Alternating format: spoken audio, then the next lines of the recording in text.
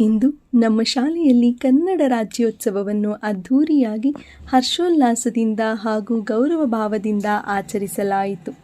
ಬೆಳಗಿನ ಜಾವದಿಂದಲೇ ಶಾಲಾ ಆವರಣವು ಹೂವುಗಳ ಮತ್ತು ರಂಗೋಲಿಗಳ ಸೊಬಗಿನಿಂದ ಕಂಗೊಳಿಸಿತು.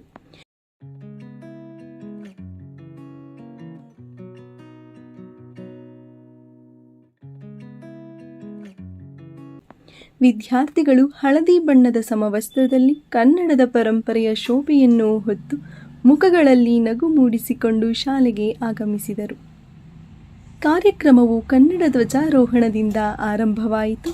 ಕೆಂಪು ಮತ್ತು ಹಳದಿ ಬಣ್ಣಗಳಿಂದ ಕಂಗೊಳಿಸುವ ಆ ಧ್ವಜವು ನಮ್ಮ ಅಸ್ತಿತ್ವ, ನಮ್ಮ ಅಭಿಮಾನ ಮತ್ತು ಏಕತೆಯ ಪ್ರತೀಕವಾಗಿ ಆಕಾಶದತ್ತ ಎತ್ತರಕ್ಕೆ ಹಾರಿತು. ರಾಷ್ಟ್ರಗೀತೆ ಹಾಗೂ ನಾಡಗೀತೆ ಹಾಡಿದಾಗ ಎಲ್ಲರ ಹೃದಯಗಳಲ್ಲಿ ಕರ್ನಾಟಕದ ಹೆಮ್ಮೆ ತುಂಬಿತು. ನಂತರ ತಾಯಿ ಭುವನೇಶ್ವರಿ ದೇವಿಗೆ ಭಕ್ತಿಪೂರ್ವಕವಾಗಿ ಪೂಜೆ ಸಲ್ಲಿಸಲಾಯಿತು. ಮಕ್ಕಳಿಗೆ ಕನ್ನಡ ಭಾಷೆಯ ಪವಿತ್ರತೆ, ಅದರ ಐತಿಹಾಸಿಕ ಹಿನ್ನೆಲೆ ಹಾಗೂ ನಮ್ಮ ರಾಜ್ಯದ ಸಾಂಸ್ಕೃತಿಕ ವೈಭವವನ್ನು ಪರಿಚಯಿಸಲಾಯಿತು. ಶಿಕ್ಷಕರು ಕನ್ನಡದ ಮಹತ್ವವನ್ನು ಮನೋಜ್ಞವಾಗಿ ವಿವರಿಸಿದರು.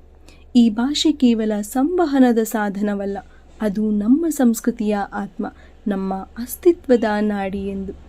ಮಕ್ಕಳು ಕನ್ನಡ ಗೀತೆಗಳಿಗೆ ಮನಮುಟ್ಟುವ ನೃತ್ಯಗಳನ್ನು ಪ್ರದರ್ಶಿಸಿದರು.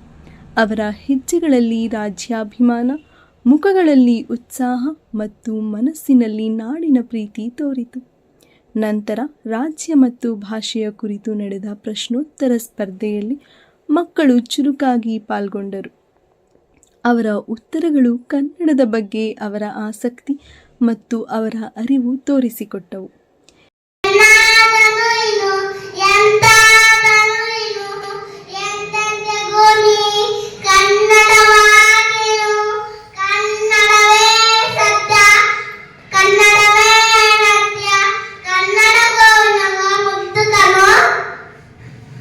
ಕನ್ನಡತನ ಹೊಂದಿದ್ದರೆ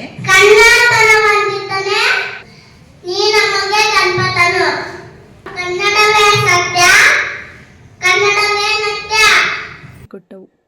ಇದು ಕೇವಲ ಒಂದು ಹಬ್ಬವಲ್ಲ, ಇದು ನಮ್ಮ ನಾಡಿನ ನಂಬಿಕೆ, ನಮನ ಮತ್ತು ನೈತಿಕ ಬದ್ಧತೆಯ ಸಂಕೇತ. ಇಂದು ಎಲ್ಲರ ಹೃದಯಗಳಲ್ಲಿ ಒಂದು ನುಡಿ ಮೊಳಗಿತು: ಕನ್ನಡ ನನ್ನ ತಾಯಿ, ಕರ್ನಾಟಕ ನನ್ನ ಮನೆ.